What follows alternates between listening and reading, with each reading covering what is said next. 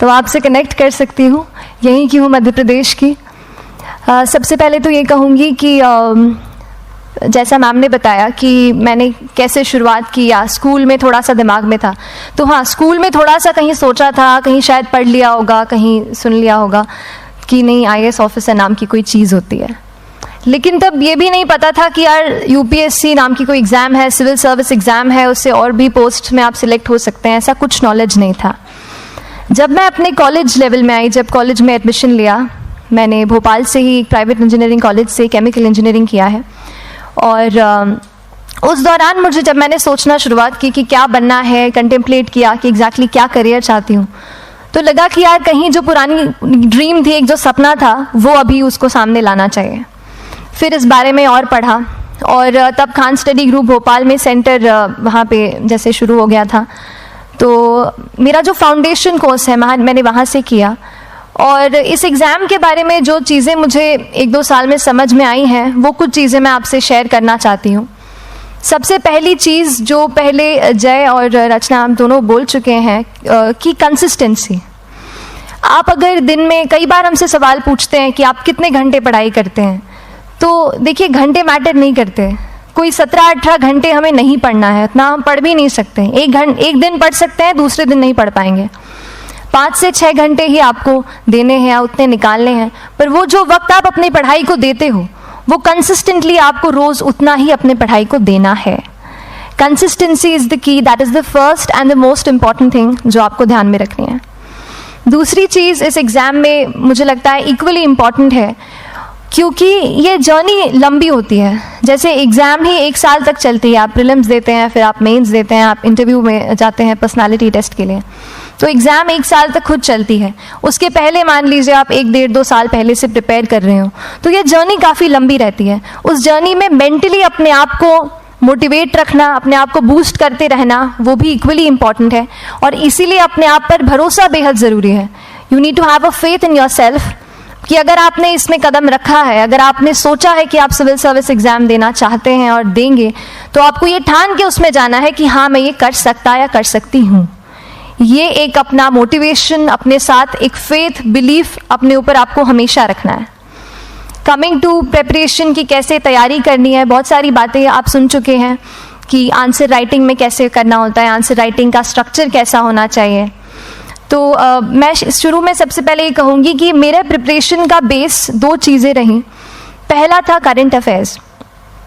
Current affairs इसलिए मैंने उसी से शुरुआत की क्योंकि करंट अफेयर्स सबसे इंटरेस्टिंग पार्ट होता है। कई बार आपको हिस्ट्री कभी बोरिंग लगेगी, कई बार आपको लगेगा ज्योग्राफी इतना, कभी हर किसी के अपने अपने फेवरेट्स होते हैं। तो मुझे वो 2 सब्जेक्ट्स लगते थे कि यार इतना मन नहीं करता है, लेकिन न्यूज़पेपर्स और करंट अफेयर्स में जो भी नया चल रहा है वो मुझे हमेशा इंटरेस्टिंग लगता था। इंटरनेशनल रिलेशंस में क्या हो रहा है, क्या सोशल रियलिटीज़ हैं, कहाँ क्या हुआ, उसका क्या इम्पैक्ट पड़ेगा एडमिनिस्ट्रेशन पे और हमारी कंट्री पे, तो उसको आप अपना एक बेस बना सकते हो। आप करंट अफेयर्स बेस्ड प्रिपरेशन कर सकते हैं, इसलिए भी क्योंकि अगर आप मेंस एग्जाम देखेंगे तो काफ़ी डायनामिज्म आ गया है, केवल प्रीलिम्स में नहीं बल्कि जनरल स्टडीज़ पेपर 2, पेपर 3 में भी आप देखेंगे कई सारे ऐसे सवाल हैं जो करंट इवेंट्स से इंस्पायर्ड होते हैं, उन पे बेस्ड रहते हैं। तो जब आप न्यूज़पेपर बेस्ड, करंट बेस्ड पढ़ाई करते हैं तो वो आपका प्रिपरेशन वहाँ से भी कवर हो सकता है। दूसरी जो चीज़ मैंने जिस पे बहुत फोकस किया वो थी आंसर राइटिंग। तो आंसर राइटिंग का जैसे खान सर बता रहे थे कि आंसर राइटिंग की प्रैक्टिस बहुत की, तो उसके पीछे मेरा ये था कि जब मैं हमेशा प्रीलिम्स का कोई भी पेपर टेस्ट देती थी, हम मॉक टेस्ट देते हैं, तो मॉक टेस्ट देती थी तो हमेशा मेरे मार्क्स करीब 90 to 110, 120, इससे ऊपर मेरे कभी मार्क्स नहीं जाते थे। तो मुझे हमेशा ये डर था कि यार प्रीलिम्स में कहीं मेरा कुछ, क्योंकि कट ऑफ भी इसी कुछ रेंज में जाता है, तो हमेशा लगता था कि यार कुछ गड़बड़ यहाँ ना हो जाए। लेकिन जब मैंने आंसर राइटिंग की और मेंस एग्जाम के बारे में जाना, तब मुझे लगा कि आंसर राइटिंग एक ऐसी चीज़ है, मेंस एक ऐसा फेज है सिविल सर्विस एग्जाम का जहाँ पे आप अच्छे से तैयारी कर सकते हैं। And if you have written the answers, if you know कि you have covered the points well, if you have included उसमें कुछ आपने facts, international reports, government schemes, आपने कुछ ऐसे उसमें सॉल्व भी डाला है, तो जो रिजल्ट आएगा वो सेटिस्फैक्ट्री ही आएगा, अच्छा ही आएगा। तो मेंस एक ऐसा पार्ट है जिस पे आप काफ़ी बैंक ऑन कर सकते हो। मैं जब पर्सनालिटी टेस्ट भी मैंने दिया तो इस बार भी आप नंबर्स देखेंगे तो आसपास की रैंक के हिसाब से मेरे नंबर्स उसमें कम हैं, लेकिन it is just the general studies and the answer writing part, जो मेंस के जो वो है मार्क्स हैं या मेंस का जो एक फैक्टर रहा, वो मेरे लिए सबसे ज़्यादा इंपॉर्टेंट डिसाइडिंग फैक्टर रहा है। तो अपना एक्सपीरियंस यही बताऊंगी कि आंसर राइटिंग पे आप विशेष फोकस कीजिए। जैसा स्ट्रक्चर आपको बता ही चुके हैं कि इंट्रोडक्शन में कैसे आपको शॉर्ट रखना है, बॉडी एंड देन कंक्लूजन, उसमें छोटी चीज़ जैसे मैं अभी मेंशन कर रही थी, आप एक इंश्योर कीजिए कि देखिए जो भी एग्जामिनर आपकी कॉपी चेक कर रहे हैं वो दिन में 10, 15, 20 कॉपीज चेक कर रहे हैं, तो उन सब से आपको अलग कैसे आप अपनी कॉपी दिखा सकते हो, ये चीज़ आपका प्रेजेंटेशन और आप जिस तरीके से आंसर लिखते हो कंटेंट को, वो मैटर करेगा। आप इंश्योर कर सकते हैं कि आपके आंसर में कुछ फैक्ट्स, गवर्नमेंट की स्कीम्स, कुछ कमिटीज़ बैठती हैं, जैसे एक प्रिवेसी पे जस्टिस BN श्रीकृष्णा कमेटी की रिपोर्ट आई है, तो आप मान लीजिए आपको कोई प्रिवेसी पे सवाल आ गया तो आपने उन कमेटी का नाम कोट कर दिया। ऐसे बहुत सारी कमिटीज़ होती हैं। कुछ इंटरनेशनल रिपोर्ट्स आते हैं, वो आप उनको इनके बारे में लिख सकते हैं। इंडिया का मैप आप बना सकते हैं। मैंने सीख लिया था कि 10-15 सेकेंड्स में कैसे जल्दी से मैप बनाना है और उस पर कैसे पॉइंट कुछ करना है, कुछ लोकेट करना है। तो ये कुछ ऐसी चीज़ें हैं जो आपके आंसर्स को एनरिच करेंगी और प्रेजेंटेबल बनाएंगी। तो इस तरीके से आंसर्स पे जैसे हम क्लास करते हैं, लेकिन उसके साथ साथ आपको ये कोशिश करनी है कि 1 से 2 आंसर पर डे आपको ज़रूर लिखने ही लिखने हैं, apart from the test series that you are doing. Answer writing से 2-3 चीज़ें होती हैं, ना केवल हमारी एक लिखने का हमें समझ आता है हम क्या लिखते हैं कैसा है, पर हमारा कॉम्प्रिहेंशन भी इम्प्रूव होता है। हमें कितना समझ में आया वो भी हमें खुद समझ आता है जब हम आंसर्स लिखते हैं। और इसीलिए आंसर राइटिंग पे आप फोकस कीजिए, 1 से 2 आंसर ज़रूर लिखिए। और आंसर राइटिंग के बाद the third pillar of my preparation जो काफ़ी इंपॉर्टेंट जिसने रोल प्ले किया, that was tests and test series and mocks. देखिए हम पढ़ रहे हैं यहाँ पर, I will also come to the point कि हम कैसे दिल्ली, भोपाल और इंदौर में प्रिपेयर करके बिना दिल्ली जाए हम कैसे कर सकते हैं, I will come to that point. पर उसके पहले टेस्ट की थोड़ी बात कर लेती हूँ कि टेस्ट देना क्यों ज़रूरी है। हम ये जो एग्ज़ाम दे रहे हैं सिविल सर्विस की, एक ऑल इंडिया लेवल एग्ज़ाम है and this cut throat competition. तो उसके लिए आप केवल पढ़ते रहे सारी बुक्स, मटेरियल्स, स्टैंडर्ड, ये करंट का सब पढ़ लें, लेकिन अगर आप ये नहीं जज कर पाए कि आपका क्या लेवल है at an all India level, तो चीज़ें समझ में आप नहीं, मतलब आप आगे नहीं बढ़ पाएंगे या सही डायरेक्शन नहीं पकड़ पाएंगे। तो इसलिए आप टेस्ट से घबराइए मत। कई बार टेस्ट का इनर्शिया होता है, ऐसे लगता है कि जब तक पूरा सिलेबस कंप्लीट नहीं कर लूँ तब तक टेस्ट नहीं दूंगा, लेकिन सच में बात ये होती है कि जब तक हम GS के मतलब पेपर देने अंदर भी घुसते हैं ना, तब भी उस सेकंड पे लग रहा होता है कि कुछ छूट गया है हमारा। तो ये चीज़ होगी ही, इसीलिए ये मैं कभी मत सोचिए कि जब तक पूरा सिलेबस नहीं कर लूँ टेस्ट नहीं दूंगा। जैसे आपका एक थोड़ा बेस बन जाता है प्रिपरेशन का, आप टेस्ट दीजिए, चाहे वो प्रीलिम्स का MCQ का टेस्ट हो या मेंस का राइटिंग स्किल की प्रैक्टिस हो, टेस्ट पे आप फोकस कीजिए।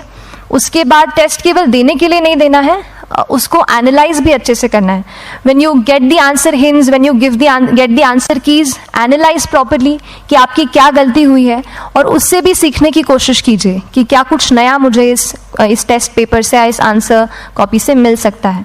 तो इस तरह से टेस्ट पे भी आप फोकस कीजिए। And I will come lastly to the point कि जब मैंने प्रिपरेशन शुरू की थी अपने कॉलेज के 2nd ईयर 3rd ईयर आते आते, तो मन में बहुत सारे फियर्स थे। मैं भी एक नॉर्मल फैमिली से हूँ, मेरे फैमिली में किसी ने आज तक सिविल सर्विस का पेपर भी नहीं लिखा था, तो मन में बहुत सारे फियर्स थे, डाउट्स थे, क्या होगा, कैसे होगा। तो हो सकता है आपके मन में भी ऐसा हो। और हम जैसे यहाँ रहते हैं, हम सोचते हैं कि दिल्ली जाना तो सबसे ज़रूरी है, उसके बिना तो ये एग्ज़ाम हो ही नहीं सकती। तो उस पर मैं एक चीज़ बताना चाहूँगी कि जैसे KSG जैसे इंस्टीट्यूट हैं, जो फैकल्टी भी हमें वही मिलती है जो दिल्ली में पढ़ा रहे हैं, तो ये एक बहुत पॉजिटिव पॉइंट है कि क्वालिटी का कोई दिक्कत नहीं आएगी। बस एक चीज़ है, आप ज्वाइन करते हैं class, that will only provide you a direction. वो आपका रास्ता दिखा सकते हैं आपको कि इस रास्ते पर आपको चलना है, लेकिन चलना उस रास्ते पे आपको खुद है। You have to work on your own. कभी ये मत सोचिए कि मैं वहाँ नहीं जा पा रहा हूँ तो नहीं हो सकता, यहाँ है, तो हम एक्सक्यूज़ेस बनाते हैं। कई बार चैलेंजेस आते हैं। तो मैंने कॉलेज के साथ प्रिपरेशन की, तो उसमें भी काफ़ी दिक्कत आती थी। कभी कभार कॉलेज की एग्ज़ाम होती थी तो इसमें मैं अपना उतना वक्त नहीं दे पाती थी। तो उस मोमेंट पे फिर प्लानिंग ने मुझे बहुत हेल्प किया कि हम किस तरीके से अपने कॉलेज के एग्ज़ाम के लिए प्लान कर लें। जैसे मैंने इंजीनियरिंग की है और मुझे पता है कि हम इंजीनियर्स 1 महीने से ज़्यादा पहले से पढ़ते नहीं हैं। पढ़ते हैं क्या? तो वो चीज़ आप ध्यान रख सकते हो, उसको अपना स्ट्रॉन्ग पॉइंट बना सकते हो। 1 से 1.5 महीना जब exam is approaching, I use to plan my entire syllabus का प्रिंट आउट निकाल के I use to make my notes, उस तरीके से उसको मैं उसको संभाल लेती थी। तो whenever you are managing those things together, focus on planning, किस तरीके से आप एक माइक्रो प्लान बनाएं, अपना डेली एक प्लान बनाएं, वीकली टारगेट सेट करें और एक ब्रॉड विजन दिमाग में रखें कि ब्रॉडली आप मंथ्स में क्या कवर करने वाले हैं।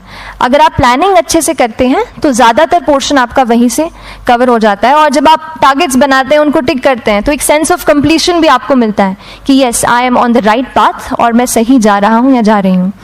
तो इस तरीके से प्लानिंग पे भी इक्वली फोकस कीजिए। एंड बस यही सिंगल बिगेस्ट मैसेज मेरी तरफ से यही रहेगा कि आपने अगर ठान लिया है, अगर आप सोचते हैं कि आप ये एग्ज़ाम क्रैक कर सकते हैं, तो आपको रोकने वाला और कोई नहीं, आप खुद ही हो सकते हैं। तो खुद आप अपनी रुकावट कभी मत बनिए, एक्सक्यूजेस मत बनाइए। ऑब्स्टिकल ज़रूर आएंगे, उन्हें आपको चैलेंज करना है। Challenges are meant to be challenged. तो सही तरीके से अपने ऑब्स्टिकल्स को हैंडल कीजिए, और इस एग्ज़ाम में अगर आप सही स्ट्रैटेजी रखते हैं तो आप अपने एक अटैम्प्ट में ही इसको क्रैक कर सकते हैं। एंड एनीवेज आप जो भी अटैम्प्ट नेक्स्ट रखते हैं, दिल में यही रखिएगा कि जो ये मेरा नेक्स्ट अटैम्प्ट होने वाला है, ये मेरा बेस्ट अटैम्प्ट होने वाला है। कभी भी इस एग्ज़ाम को हाफ हार्टेडली मत दीजिए कि चलो दे के देखता हूँ कैसा है पैटर्न का एग्ज़ाम का। अगर एग्ज़ाम का पैटर्न देखना है ना, तो घर पे 3 घंटा टाइम लगा के एग्ज़ाम दे दो, बस केवल पैटर्न देखने के लिए एग्ज़ाम अटैम्प्ट मत कीजिए। जब आप एग्जामिनेशन हॉल में जा रहे हैं या कोई अटैम्प्ट आपने सेट किया है, तो अपना सब कुछ उस एग्ज़ाम को दीजिए, अपना टाइम, एनर्जी, फोकस, जितना भी करेक्ट आप उसमें पॉजिटिविटी डाल सकते हैं उसको दीजिए, एंड पूरी तैयारी के साथ ही इस पेपर को दीजिए, and I am sure that you will succeed. So till then, all the very best to you and good luck. Thank you so much.